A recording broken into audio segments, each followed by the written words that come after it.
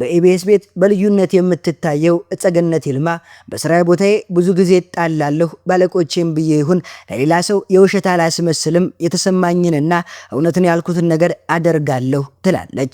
በህይወቷና በቤተሰቦቿ ላይ ብዙ ፈተናዎች እንደገጠሟት በሰጠችው ቃለ መጠይቅም ላይ ገልጻለች። በዛሬ ቪዲዮአችን ስላነሳችው ሐሳብና ስለሷ በወፍ በረር እንቃኛለን። በሌላ በኩል ደግሞ የሴቶች ተምሳሌት ተብላ የምትጠቀሰው በግብርና ስራዋ የምትታወቀው በረከት ገበሬዋ በጽኑ ህመም ላይም ትገኛለች። የህመሟ ምክንያት ምንድነው ብለን ጠይቀን ያገኘነው ምላሽ በቪዲዮ ላይ አካተነዋል። ምረቱን ያምጣልሽም እንላለን። ብቻ እናንተ ቻናሉን ሰብስክራይብ፣ ቪዲዮውን ላይክ እያደረጋችሁ እስከ ቪዲዮ መጨረሻ አብራችሁን እንድትጓዙ ጋበዝን። እጸገነት ይልማ በኢቢኤስ ቤት ከተለመዱ አቅራቢዎች የተለየ ማንነት አላት። ብዙ ጊዜ እንደ ተረትና እንደ ሙድ መያዣነት ሲጠቀሙበት የምናውቀው የኢቢኤስ ማንነት አለ። ኢቢኤስ መቀጠር ከፈለክ ማልቀስና መሳቅ መቻል ደግሞም ድራማ መስራት ነው የሚጠበቅብህ ይባላል። አቅራቢዎቹ የሚያደርጉትን ነገር ስትመለከት እውነት ነው ያስብላል። የጠሩት እንግዳ ካወራ አሊያም እርስ በርሳቸው ሲያወሩ ሲስቆ ማየት የተለመደ ነው። እንባውም ቢሆን አይናቸው ጫፍ ላይ ነውና እያለቀሱ ማየትም ብርቅ አይደለም።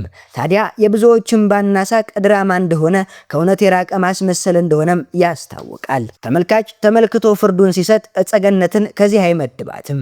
ለማስመሰል ብላ ስትስቅ አሊያም ስታለቅስ አትታይም። በቃ ስራዋን ብቻ በሚገባ ትሰራለች። ታዲያ እሷም በቅርቡ በሰጠችው ቃለ መጠይቅ ላይ እኔ ማስመሰል አልወድም፣ ሰዎችን ለማስደሰት አሊያም አለቆቼን በኔ ደስተኛ እንዲሆኑ ብዬ ያልሆንኩትም መሆን አልችልም፣ የተሰማኝን ነገር አደርጋለሁ፣ ከዛ ውጪ አንዳች ነገር አላደርግም ትላለች። በስራ ቦታዋ ላይም በዚህ ምክንያት ብዙ ጊዜ እንደምትጣላና እንደምትጨቃጨቅ ነገር ግን ስራዋን መቀጠል ስላለባት እንደምትቀጥልም ትናገራለች። ለዚህ መሰረቴ አስተዳደጌ ነው የምትለው እጸገነት የተወለደችው ከአዲስ አበባ ብዙም በማትርቀው ሞጆ ከተማ ሲሆን በጣም በነፃነት እንዳደገች የምትፈልገውን ነገር እያደረገች የሚያስፈልጋት ነገር ሁሉ እየተደረገላት እንደመጣች ታስታውሳለች። ቤተሰቦቼ እኔ ፈልጌ ያላደረጉልኝ ነገር የለም መደረግ የሌለበት ነገር ካልሆነ በስተቀር ትላለች። ቀጥተኛና የተሰማኝን ብቻ እንዳደርግ አድርገው ነው ያሳደጉኝም ትላለች። ትምህርቷን እስከ 12ኛ ክፍል በሞጆ ከተማ ከተከታተለች በኋላ ወደ አዲስ አበባ ዩኒቨርሲቲ በመምጣት ቢዝነስ ማኔጅመንት የተመደበች ሲሆን እሱን አልፈልግም በማለት ወደምትፈልገው ገብታለች። ከዛም እንደወጣች የዛሬ 16 ዓመት ገደማ ወደ ኢቲቪ ተቀላቅላለች። እጸገነት ጋዜጠኛ የመሆን ሐሳብ እንዳልነበራት ስትናገር አጋጣሚዎች አሊያም የተማረችው ትምህርት ብዙ ቦታ እንድትገባ እድሉን ስለሚሰጣት ወደ ጋዜጠኝነት ሙያ እንደመጣች ትናገራለች። በኢቲቪ የነበራት ጊዜ እጅግ በጣም እንደጠቀማትና ህይወት መንገዷን እንደጠረገላት የምታስታውሰው እንደ ቀልድ ሳይሆን በብዙ ሙከራዎች በብዙ መስራትና መውደቆ መነሳት ለዚህ መብቃቷንም ታስታውሳለች። በድሬ ዩቲዩብ ጋር እየሰራች ታዲያስ አዲስ ላይም ነበረች። በታዲያስ አዲስ ቆይቷ ደግሞ ሌላ አዲስ ትምህርት ሌላ አዲስ ነገር እንደተማረች ትናገራለች። በታዲያስ አዲስ የነበራት ቆይታ እጅግ ፈታኝ እንደነበረም ታስታውሳለች። እዛው አብሯት ይሰሩ የነበሩ ሰዎች ከሷ በፊት ቀድሞ ይሰሩ ስለነበሩ ሰዎች በመንገር ለማሸማቀቅ ብዙ ጥረት ያደርጉባት እንደነበር በብዙ እንደተፈተነችም ታስታውሳለች። ኢቲቪ ድሬ ዩቲዩብ ታዲያስ አዲስ እያለች ችሎታዋን ካካበተች በኋላ ወደ ኢቢኤስ መጣለች። ኢቢኤስ መጥቶ ዝናና ገንዘብ ማግኘት የተለመደ ጉዳይ ነው። ታዲያ እጸገነት ይልማ የኢቢኤስ አቅራቢዎች የሚታሙበትን ከእውቀት ነፃ ናቸው፣ ባልተኞች ናቸውና የመሳሰሉ ወቀሳዎች እሷ ላይ እንዳይደርሱባትም አደርጋለች። በስራዋ ጠንካራ ሰራተኛ መሆኗ በሆነ ባልሆኗ አለመገልፈጧና የምትጠይቀውን ጥያቄ ማወቋ ከሌሎች ተለይታ እንድትከበር እድሉን ሰጥቷታል። ሌላው የተለየች የሚያደርጋት ነገር በራስ መተማመኗ ከፍ ያለ መሆኑ ነው። ቅዳሜን ቅዳሜ አስመስለዋለች። ከዮናስ ከበደ ጋር ተጣብራ የተዋጣለት ፕሮግራምም እየሰራች ትገኛለች። እጸገነት በግል ህይወቷም ስኬታማ ነች።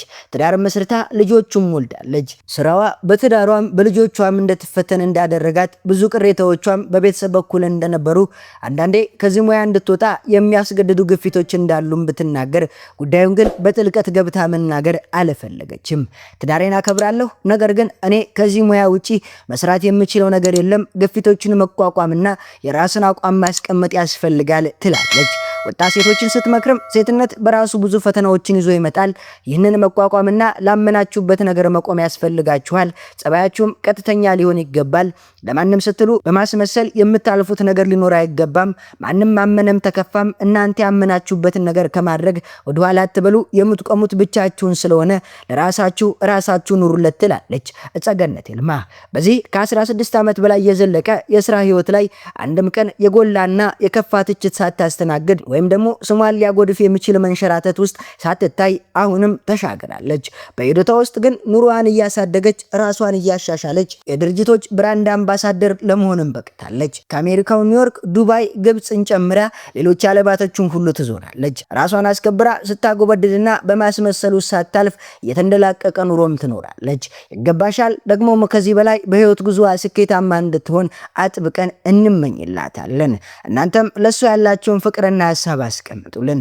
ወዲህ ደግሞ ብርቱዋ ገበሬ በፈተና ላይ ናት። የበረከት ገበሬዋ ወቅታዊ የጤና መረጃ። ለብዙዎች የጥንካሬ ተምሳሌትና የስራ ወዳድነት ተምሳሌት የሆነችው በረከት ገበሬዋ በአሁኑ ወቅት በጽኑ ታማ በሕክምና ላይ እንደምትገኝ ታውቋል። ወደ ስራዋ ለምን አልተመለሰችም በሚል ከደጋፊዎቿ ለቀረቡባት ተደጋጋሚ ጥያቄዎች ምላሽ የሆነ መረጃ ከቅርብ ምንጮቿ ለማግኘት ተችሏል። በረከት ገበሬዋ በስር ላይ በነበረችበት ወቅት የገጠማት የዜና መታወክ ምክንያት በፖሊስ ሆስፒታል ተኝታ የነበረ ቢሆንም በወቅቱ በቂ የሕክምና እርዳታ ባለማግኘቷ በጤናዋ ላይ ከፍተኛ ጉዳት ደርሶባታል። እንደ ምንጮቻችን ገለጻ የበረከት ህመም ከደም መርጋት ጋር የተያያዘ ሲሆን ለህይወቷ አስጊ ነው ተብሏል። ከስር ከተፈታች በኋላ የተለያዩ የመንግስትና የግል ሆስፒታሎች የሕክምና ክትትል ስታደርግም ቆይታለች። ይሁን እንጂ ካለፈው ቅዳሜ ጀምሮ ጤንነቷ በእጅጉ አሳሳቢ ደረጃ ላይ በመድረሱ በአሁኑ ሰዓት በጦር ኃይሎች ሪፈራል ሆስፒታል ተኝታ በልዩ ባለሙያዎች ጥብቅ ክትትል እየተደረገላትም ይገኛል።